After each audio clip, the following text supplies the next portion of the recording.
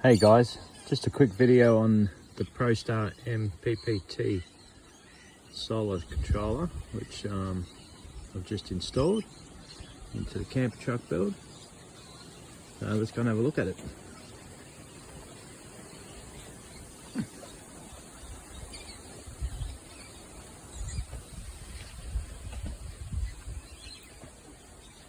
Alrighty, as I said, it's the Morningstar. Let's focus here a bit, please.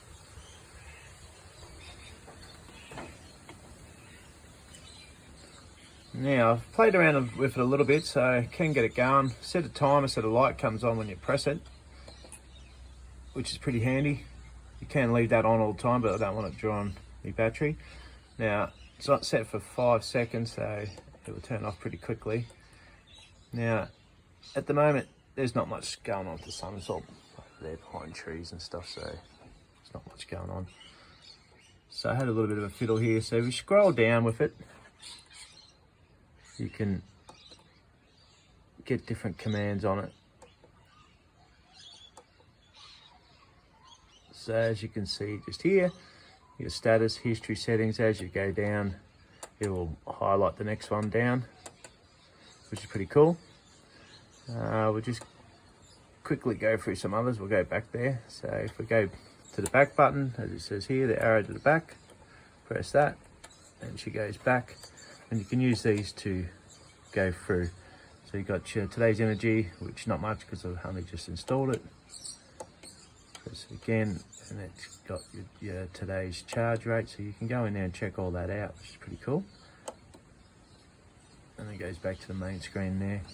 So if we go down to the main menu, and you can see different things that you want to have a look at. So let's go into history, for example. If we go into there, we can press select, which I don't want to go into the error code. Go into graphs, records, error logs, which is pretty good. So you go into graph, press the select button, which is that arrow there. And then you can check your battery voltage. Press select, there's no logs in there at the moment because it's only just been on. It should be saying the same thing all the way through it, but it's good that you got the option that you can go there and check all that out. Press the arrow as it says arrow, go back again and back again to get out of that. You can go into status, select, and it's got 0 faults in there, which is good. 0 alarms. Back button again to get out of that one. And then you're back on your main screen again, which is good. So look, I'm really happy with the way it is. Gives you heaps of information there that you can go back to. It lights up, which is cool.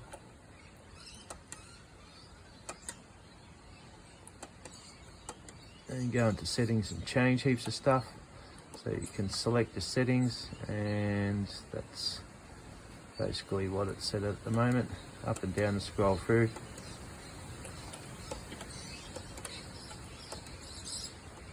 I'll double check all my settings and see if they're accurate. They seem pretty good. The float's on 13.5, absorption's at 14.4, which is what we just set into it. And then you can just go through that again, like I said, which is really cool. So just a little bit of a check against my energy battery shunt or battery monitor. So at the moment it's telling me it's today's energy. If we go back to the main ones, same as getting 2 amp, 0.2 of an amp, 13.6, 2 volts. Have a look over here, we've got 13.5, 13.6, that's good. And the energy is telling me, I'm going to focus in here, sorry.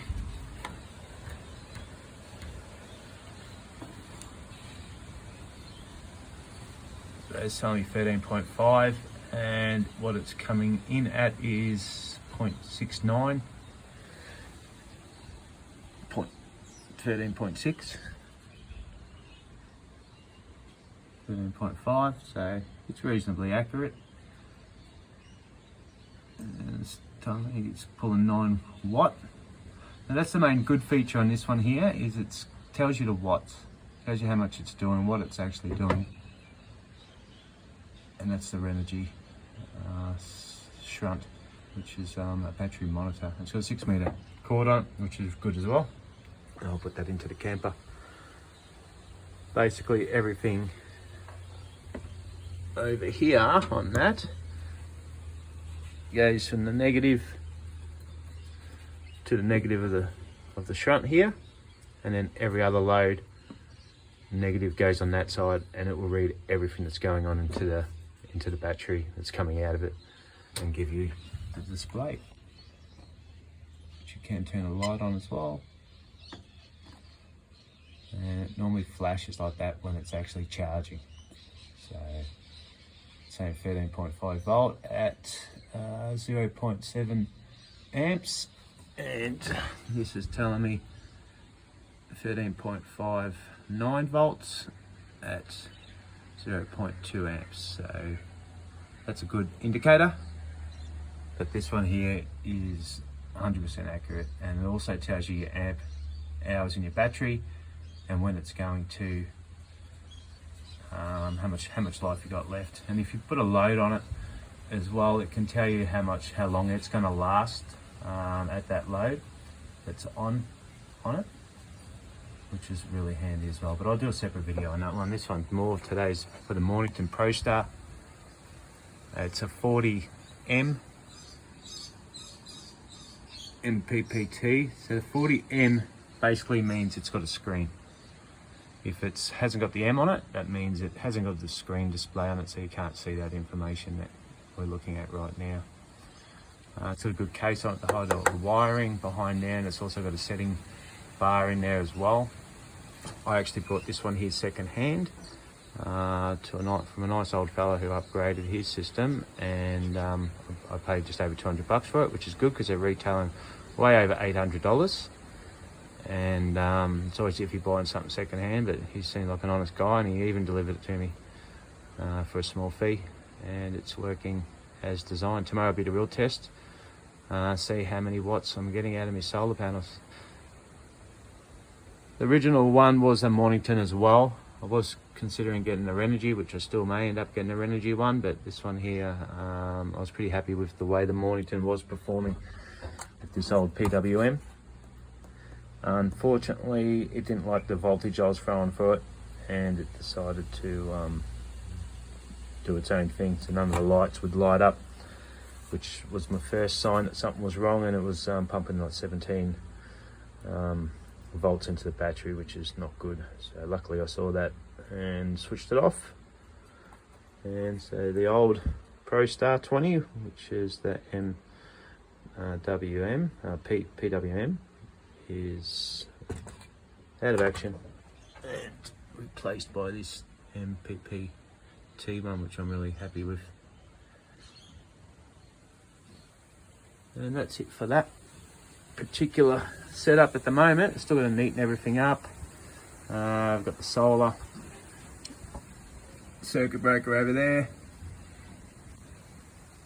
got the battery circuit breaker over there, got a temporary fuse in here for the load at the moment until we get everything else hooked up. A bit messy, it'll all be neatened up, and there'll also be more batteries joining the battery cell, but at the moment it's still built, so we're just fine tuning all that. Got the inverter over there, which I've got some wire which is going to be hooked up into certain power points. All this is going to be installed through here. There'll be a cover over top. This will be the garage, as everyone calls it. This is going to be nice and big. It's just high as me. Steps up into the actual camper itself. Just a quick look in here. That's where the bed's going to be, and most likely going to be a shower over there. Got some of the roof in there, it's all insulated, which is good. I've got a fan which pulls air or sucks air, which is good, so it can go both ways. And over here is going to be most likely a couch and a kitchen, probably over this side or over here. Haven't decided just yet. The roller doors will be staying in there to keep it stealth looking. The vent that originally was in there is still there underneath the solar panel.